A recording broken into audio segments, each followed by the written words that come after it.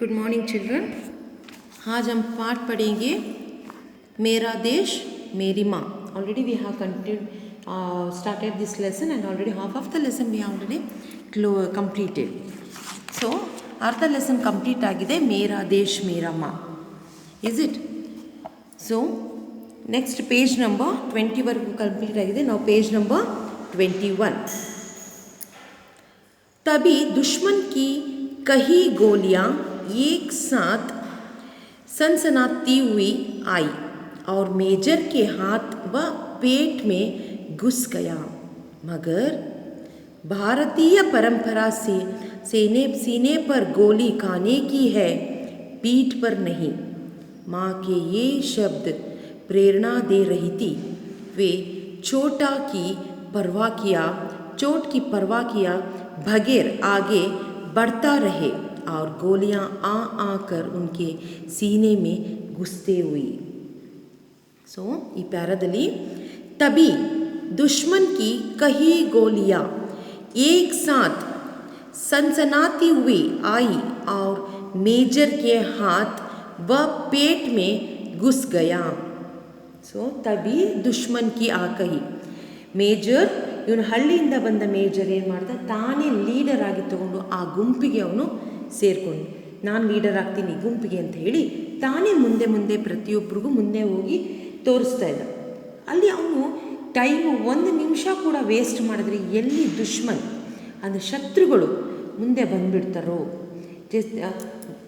ಈ just don't know how to do it, but he just moving forward because if you give the time of a second, the enemy will be create their own places. So what he done, ಏನು ಮಾಡ್ದ ಇವನು ಅಂತಂದರೆ ಮುಂದೆ ಬರೋದಕ್ಕೆ ಶುರುವಾದ. ಅವನು ಎಷ್ಟು ನುಗ್ತಾ ಹೋದ, ದುಶ್ಮನ್ ಅಂದರೆ ಶತ್ರುಗಳು, ಎನಿಮೀಸ್, ಆ ಶತ್ರುಗಳು ಅವರು ಗುಂಡು ಹಾರಿಸೋದಕ್ಕೆ ಶುರು ಮಾಡಿದ್ರು. ಆ ಗುಂಡು ಅವನ ಹೆದೆನ ಸೀಳ್ತು, ಅವನ ಹೆದೆಗೆ ತಾಡ್ತು ಆ ಗುಂಡು. ಆ ನಂತರ ಉಯಿ और मेजर के हाथ व पेट में घुस गई. ಸೊ ಅವನ ಸೀನೆ ಅಂತಂದರೆ ಎದೆಗೆ ಗುಂಡು ತಾಕ್ಬಿಡ್ತು.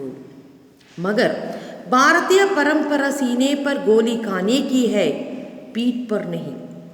ಸೊ ಭಾರತೀಯ ಪರಂಪರಾ ಅಂದರೆ ಇಂಡಿಯನ್ ಟೆರಿಟರಿನಲ್ಲೇ ಒಂದಿದೆ, ಏನಂತಂದರೆ ಎದೆಗೆ ಗುಂಡು ಹಾರಿಸ್ಕೊಂಡ್ರು ಬೆನ್ನಿಗೆ ಗುಂಡು ಹಾರಿಸ್ಕೋಬಾರ್ದು ಅಂತ ನಮ್ಮ ಭಾರತ ದೇಶದ ಸೇನಾದಲ್ಲಿ ಈ ವರ್ಡ್ ಇದೆ. ಸೊ ಹಾಗೆ ತಾನು ಎದೆಗೆ ಗುಂಡು ತಿಂದೆ ವಿನಃ ಬೆನ್ನಿಗೆ ಅವನು ಗುಂಡು ತೋರಿಸಿ ಓಡೋಗಲಿಲ್ಲ.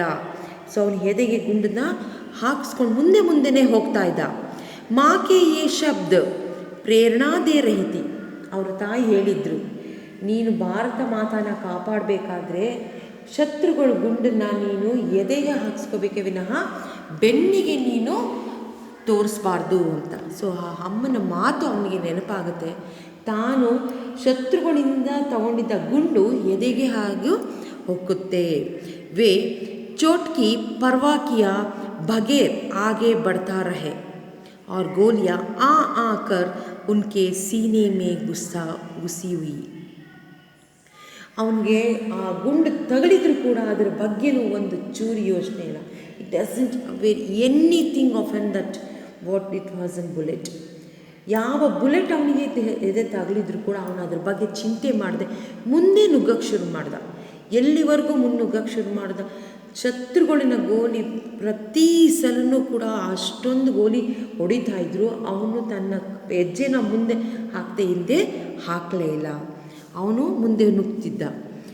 स्थिति को समझते हुए उनका पीछे हटने का आदेश जारी किया गया, पर मेजर के कदम रुक नहीं.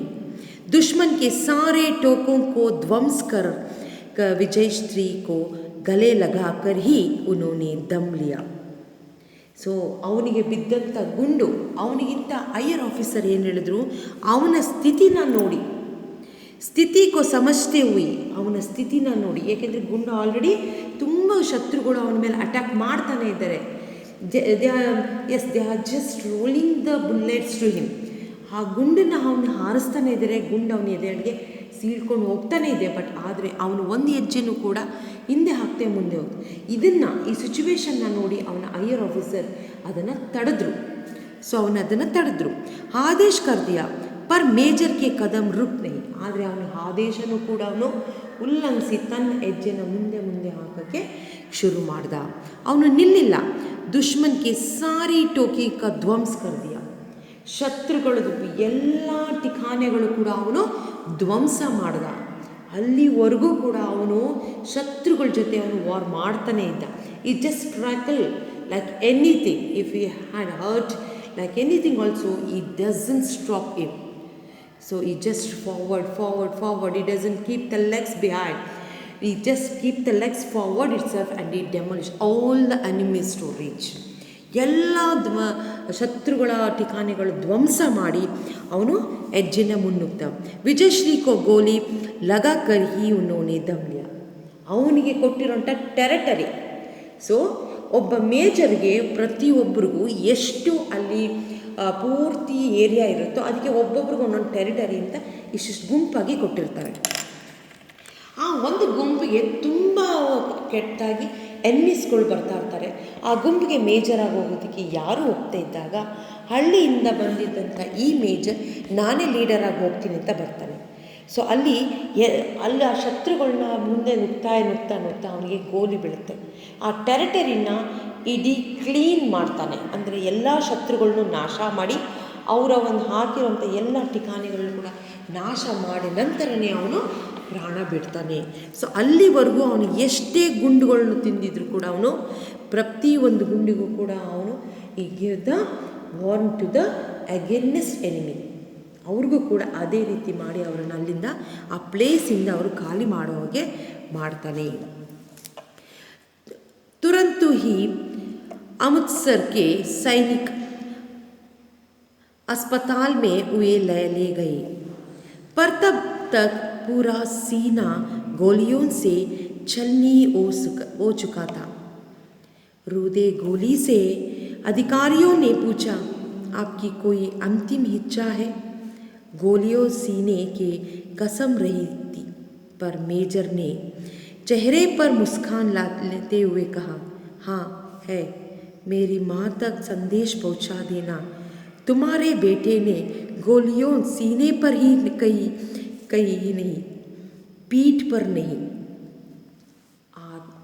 ಆ ದೃಶ್ಯ ಹೆಂಗಿರುತ್ತೆ ಅಂತಂದರೆ ಮಕ್ಕಳ, तुरंत ही अमृतसर के सैनिक अस्पताल में उन्हें लाया गया. ಇಮ್ಮಿಡಿಯೇಟಾಗಿ ಅವನು ಇಡೀ ಎನಿಮೀಸ್ನ ಅವನು ಧ್ವಂಸ ಮಾಡಿದ ತಕ್ಷಣ ಕೆಳಗೆ ಬಿದ್ದ. ಅವ್ರನ್ನ ಧ್ವಂಸ ಮಾಡೋವ್ರಿಗೂ ಇವನು ಯುದ್ಧ ಮಾಡ್ತಾನೆ ಇದೆ. ಈ just struggling without the fear of an life.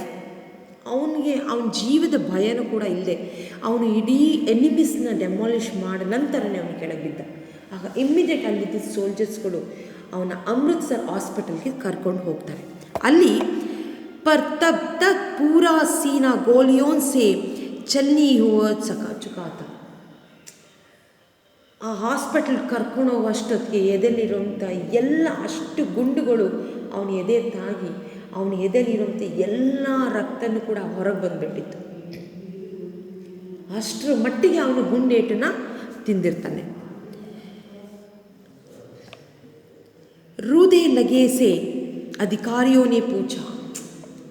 So higher ಆಫೀಸರ್ಸ್ಗೆ ಗೊತ್ತಾಗ್ಬಿಟ್ಟಿರುತ್ತೆ, is not have any more time, ಅವನಿಗೆ ಸಮಯ ಇಲ್ಲ ಇನ್ನು. ಸೊ ಈಗ ಅವ್ರು ಏನು ಕೇಳ್ತಾರೆ ಅಂದರೆ, ಆಕಿ ಕೋಯಿ ಅಂತಿಮ ಇಚ್ಛಾ ಹೈ. So the higher officer think that this person doesn't have an time to leave, so we should ask something. ಅವರಿಗೆ ಅರ್ಥ ಆಗುತ್ತೆ, ಇವನಿಗೆ ಸಮಯ ಇಲ್ಲ, ಇವನು ಆಲ್ರೆಡಿ ತುಂಬ ಗುಂಡೇಟು ತಿಂದು ರಕ್ತ ಎಲ್ಲ ಹೊಟ್ಟೋಗಿದೆ. ಸೊ ಇವನು ಕಡೆ ಕ್ಷಣಗಳನ್ನ ಹೇಳಿಸ್ತಾ ಇದ್ದಾನೆ. ಆಗ ಕೇಳ್ತಾರೆ, ನಿನಗೆ ಏನಾದರೂ ಕೊನೆಯದು ಏನಾದರೂ ಇಚ್ಛೆ ಇದೆಯಾ? ಯು ಹ್ಯಾವ್ ಲಾಸ್ಟ್ ವಿಶ್, ನಿನಗೆ ಏನಾದರೂ ಕೊನೆ ಇಚ್ಛೆ ಇದೆಯಾ ಅಂತ ಹೈಯರ್ ಆಫೀಸರ್ ಆ ಮೇಜರ್ಗೆ ಕೇಳ್ತಾನೆ. ಆಗ ಅವನು ಹೇಳ್ತಾನೆ, ಹಾಂ ಹೇ, ಹೌದು ಸರ್ ಇದೆ. ಮೇರಿ ಮಾತಕ್ಕೆ ಸಂದೇಶ ಪೌಚಾದೇನಾ, ನನ್ನ ತಾಯಿಗಿಂತ ನಾನು ಈ ಕಳಿಸಿದ ಸಂದೇಶನ ಅವರಿಗೆ ತಿಳಿಸ್ಬಿಡಿ.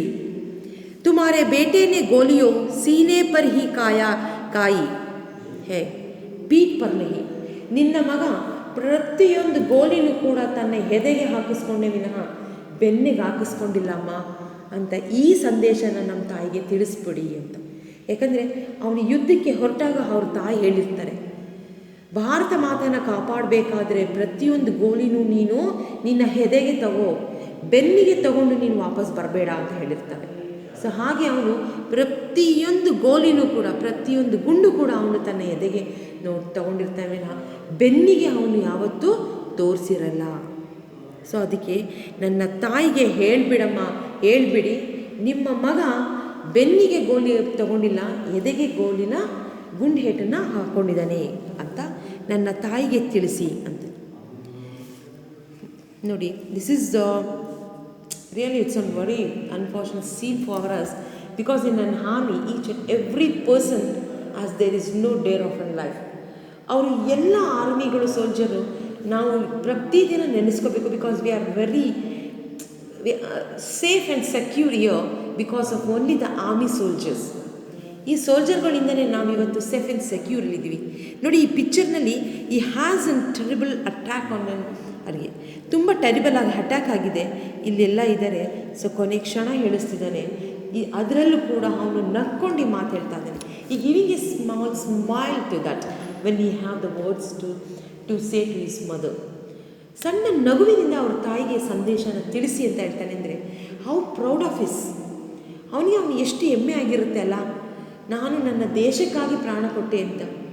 Some more lifes are there, they are just leaving their lifes for in small mistakes, mischievous, having them cruelty in the society. ಸೊಸೈಟಿನಲ್ಲಿ ತಪ್ಪು ಹೆಜ್ಜೆಗಳನ್ನ ಇಟ್ಟು ಸಾಯೋರು ತುಂಬ ಜನ ಇದ್ದಾರೆ. ಬಟ್ ರಿಯಲಿ ವಿ ಜಸ್ಟ್ ಯಾವಾಗಲೇ ನಾವು ಯೋಚನೆ ಮಾಡಬೇಕು ಸೋಲ್ಜರ್ಸ್ ಬಗ್ಗೆ, because they are just giving the life to us. ನಮಗೆ ಅವರು ಜೀವನ ಕೊಡ್ತಾ ಇದ್ದಾರೆ. ಏಕೆಂದರೆ ಎಲ್ಲ ಸೈನಿಕರು ಕೂಡ ಆ ರೀತಿ ಇರೋದಿಲ್ಲ ಮಕ್ಕಳ. ಸೇನೆಗೆ ಸೇರಿ ನಾವು ಅವರನ್ನು ಕಾಪಾಡಬೇಕು, ನಮ್ಮವ್ರನ್ನ ಕಾಪಾಡಬೇಕು ಅಂತ ಹೇಳ್ತಾರೆ. ನಾವು ಜಸ್ಟ್ ಸ್ವಾರ್ಥಿಗಳು ಆಗೋದಿಲ್ಲ, because we are all selfish. Only we think about our family, we will not think others family. But only the soldiers, they will think not their family but for the others family also.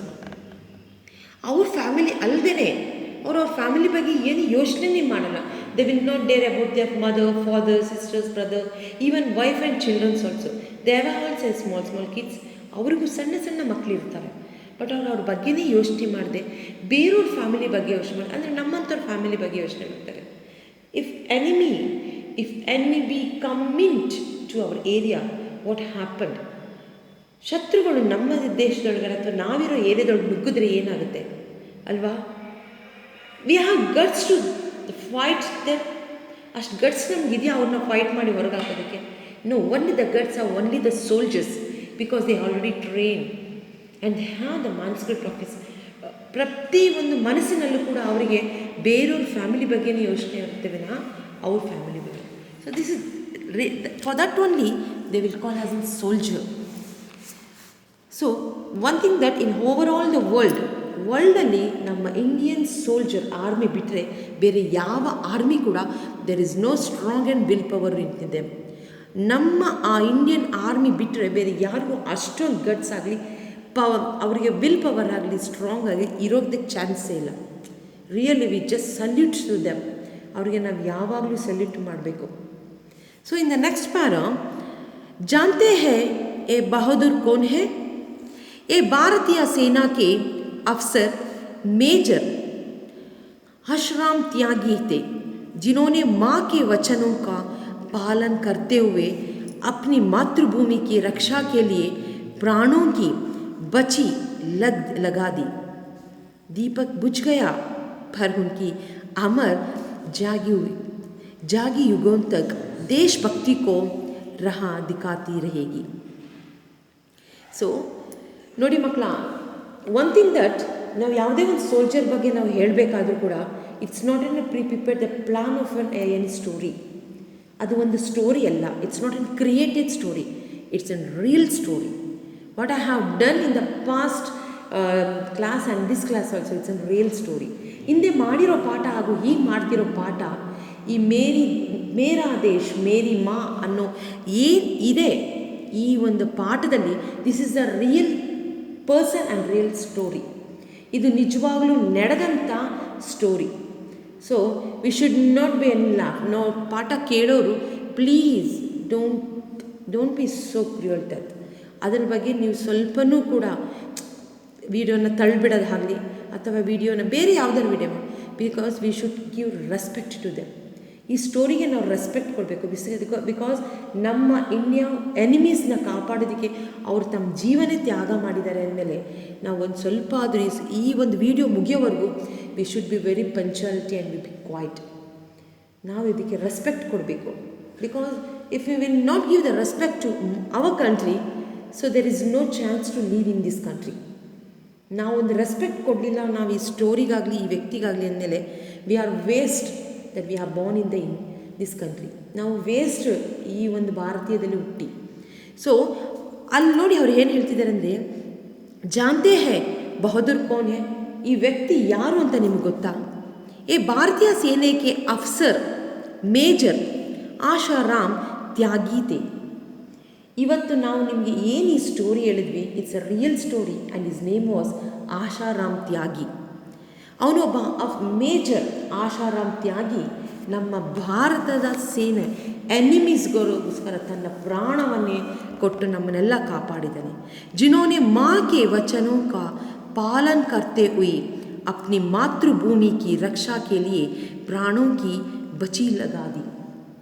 ನೋಡಿ, ಅವರ ತಾಯಿ, ನೀನು ಭಾರತ ಮಾತೆನ ನೀನು ರಕ್ಷಣೆ ಮಾಡಬೇಕಾದ್ರೆ ಗುಂಡನ್ನು ನಿನ್ನ ಬೆನ್ನಿಗಲ್ಲ ಎದೆಗೆ ಹಾಕು. ಬೆನ್ನಿಗೆ ನೀನು ಗುಂಡು ತೋರಿಸ್ಕೊಂಡು ಹೋಗ್ಬೇಡ, ಎದೆಗೆ ಗುಂಡು ಹಾರಿಸ್ಕೊಂತಂದಾಗ ತನ್ನ ತಾಯಿ ಹೇಳಿರೋ ಮಾತನ್ನ ಅವನು ಮನಸ್ಸಿನಲ್ಲಿ ಇಟ್ಕೊಂಡು ಗುಂಡು ಎಷ್ಟೇ ಹೊಡೆದ್ರೂ ಕೂಡ ತಾನು ಮುನ್ನುಗ್ಗಿ ಶತ್ರುಗಳನ್ನೆಲ್ಲ ಧ್ವಂಸ ಮಾಡಿ ಅವನು ಇದಕ್ಕೆ ಪೂರ್ತಿ ತನ್ನ ಟೆರಿಟರಿಗೆ ಅವನು ವಿನ್ನರಾಗಿ ಅಂದರೆ ವಿಜಯನ ತಗೊಂಡು ಅವನ ಜೀವನ ಬಿಡ್ತಾನೆ.